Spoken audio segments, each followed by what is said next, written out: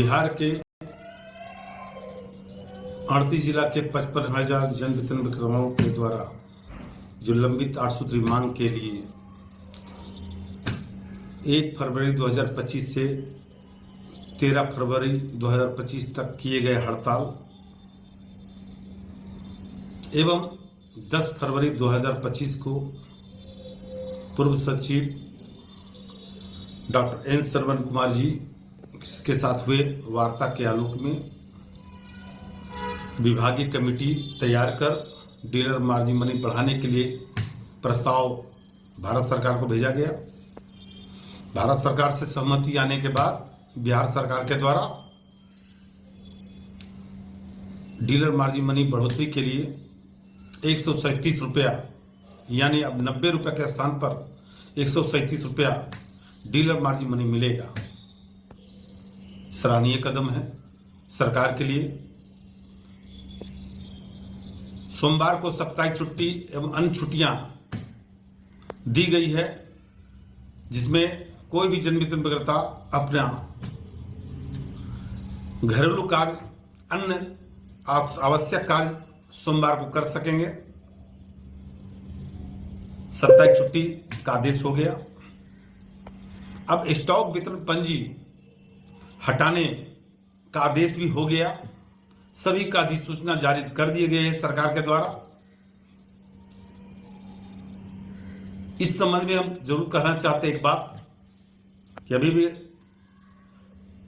31 तारीख को ही प्रधान सचिव खाद्य आपूर्ति विभाग को एक लिखित रूप से आवेदन दिए थे कि बिहार के जन वितरण विक्रेता को आपके द्वारा जो जांच का आदेश दिया गया है, जांच का मैं विरोध नहीं करता हूं, लेकिन जांच में पारदर्शिता हो, सभी को न्याय मिले, चाहे वो जन वितरण दुकानदार का के साथ जांच हो, चाहे राज्य खाद्य निगम के गोदाम का जांच हो। जन वितरण दुकानदार रिटेलर होते हैं और राज्य खाद्य निगम का गोदाम होलसेलर होते हैं।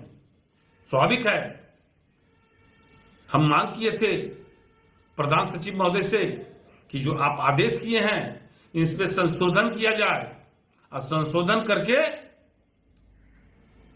परख ऐप जो विभाग की तरफ से एक पोर्टल बनाया गया है परख ऐप, उस परख ऐप से के द्वारा जांच किया जाएगा। लेकिन परख ऐप तो जांच का आदेश दिए आप, लेकिन परख ऐप से एक स्टॉक वितरण पंजी मैनुअल का स्टॉक वितरण पंजी हटाने का आदेश उस परख ऐप से नहीं हटा, जिसके कारण हम प्रधान सचिव से अनुरोध किए थे कि इसमें बहुत जन वितरण दुकानदार के साथ दंडात्मक कार्रवाई की जाएगी, डराया धमकाया जाएगा, संबंधित जांच पदाधिकारी के द्वारा यौन शोषण भी किया जाएगा। इससे रोक लगाया जाए और परख ऐप से हटाने के बाद ही जांच का आदेश दिया जाए। लेकिन प्रधान सचिव महोदय परख ऐप जो ऐप है, उस ऐप से परख ऐप से स्टॉक वितरण पंजी हटाया नहीं गया है, जिसके कारण कई जन वितरण दुकानदार का बिहार में परख ऐप से की गई जांच को हमारे जन वितरण दुकानदार, जो निर्दोष जन वितरण दुकानदार है, जो सब कुछ सही रहने के बावजूद भी परख ऐप लोड रहने के कारण, अधिसूचना निर्गत हो जाने के बावजूद भी स्टॉक वितरण पंजी परख ऐप से नहीं हटाने के कारण कई डीलरों पर शोकॉज, रद्द की कार्रवाई एवं एफआईआर की कार्रवाई की गई है, जिसमें लगभग 13,000 जन वितरण दुकानदार पर शोकॉज किया गया है। और जब परख ऐप है आपका, और परख ऐप को जांच करने वाले कौन हैं? जांच पदाधिकारी, जिसको लॉगिन से आप जोड़े हुए हैं। जो भी जांच पदाधिकारी हमारे जन वितरण दुकानदार को जांच किए हैं, ऐसी परिस्थिति में बहुत ऐसे जन वितरण दुकानदार हैं जो बिल्कुल ही निर्दोष हैं।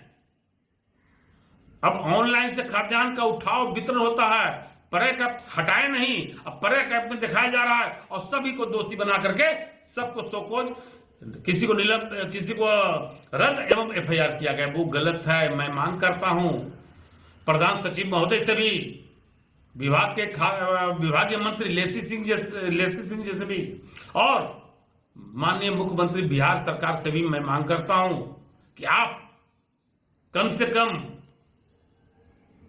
पारदर्शिता जांच होता तो मुझे कोई आपत्ति नहीं था, लेकिन सीधे जन वितरण दुकानदार के साथ जांच किया गया है, जन वितरण दुकानदारों का दुकान का जांच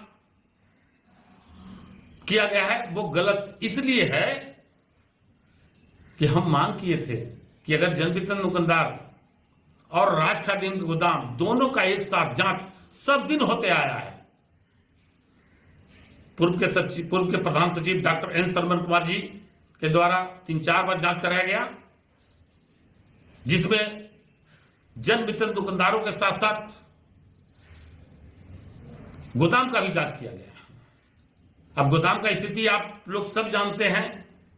हमारे जन वितरण दुकानदार को, प्रत्येक जन वितरण दुकानदार को खाद्यान्न कम दिया जाता है राज खाद्यान्न के गोदाम के द्वारा और डीएसटी के द्वारा, जानबूझ करके। माने एक गलती हो जाना गोदाम के द्वारा या डीएसटी के द्वारा एक अलग बात है, जानबूझ के भ्रष्टाचार में लिप्त रहने के कारण जानबूझ के देना ये गलत बात है। ऐसा नहीं है कि सभी गोदाम के लोग, सभी एजीएम इसमें दोषी हैं। कुछ एजीएम अच्छे भी हैं जो नेट बेट में खाद्यान्न दे रहे हैं, मैं उनको बधाई देता हूं, लेकिन अधिकांश गोदाम और डोर स्टेप डिलीवरी के ठेकेदार दोनों का मिली भगत से जन वितरण दुकानदारों को खाद्यान्न कम दिया जाता है। स्वाभाविक है, जब खाद्यान्न कम दिया जाएगा तो खाद्यान्न जितना हमको आप दीजिएगा, आप दिए हैं गोदाम, आपका खाद्यान्न आप हमको भेज रहे हैं गोदाम विक्रेता के दुकान पर, तो जो आएगा मैं उसी को देता हूं। उसमें अगर कम हो जाने के बाद दोषी कराना चाहिए गोदाम को, जांच पदाधिकारी को, तो दोषी ठहरा देते हैं जन वितरण दुकानदार। कहावत है, कद्दू पर छुरी गिरे या छुरी पर कद्दू गिरे, कटना कद्दू को ही। सबसे निम्न जात और जमात समाज जन वितरण दुकानदार है। अब चूंकि लाभुक को खाद्यान्न वितरण करते हैं, सुबह से शाम तक विक्रेता अपने भी स्वयं करते हैं, उसके 2 नॉमिनी 2 स्टाफ करते हैं, और अपना पैसा से लेबर रख करके जो मजदूरी का पैसा मार्जिन मनी मिलता है, उस पैसा से हम अपने लेबर रख करके खाद्यान्न का वितरण करते हैं ताकि मेरा लाइसेंस सुरक्षित हो। सरकार का इतनी बड़ी योजना को मात्र 90 रुपया में हम लोग कमीशन पर काम करते हैं। कोई भी सरकारी संस्था मात्र 90 रुपया में काम करके दिखा दे तो मैं मान जाऊंगा, और सब लोग जानते इस बात कि 90 रुपए में कोई काम नहीं करेंगे। अब जाके चूंकि लड़ाई किए थे 5 महीना से, यानी 10 फरवरी 2025 से लगातार अभी तक 12/8 तक हम लोग लगातार संघर्ष किए हैं, तब जाकर के हम लोग का मार्जिन मनी 137 रुपए बढ़ा है हर बार। बहरहाल आज की इस खबर में बस इतना ही। आगे की खबरों के लिए बने रहें हमारे साथ। आपको ये वीडियो पसंद आया हो तो कृपया इसे लाइक करें और हमारे चैनल को सब्सक्राइब करना ना भूलें। आपके सपोर्ट से हमें और बेहतर कंटेंट बनाने की प्रेरणा मिलती है। आपका एक लाइक और सब्सक्रिप्शन हमें आपकी सेवा करने का हौसला देता है। कृपया चैनल को सब्सक्राइब करें और हमारे साथ जुड़े रहें।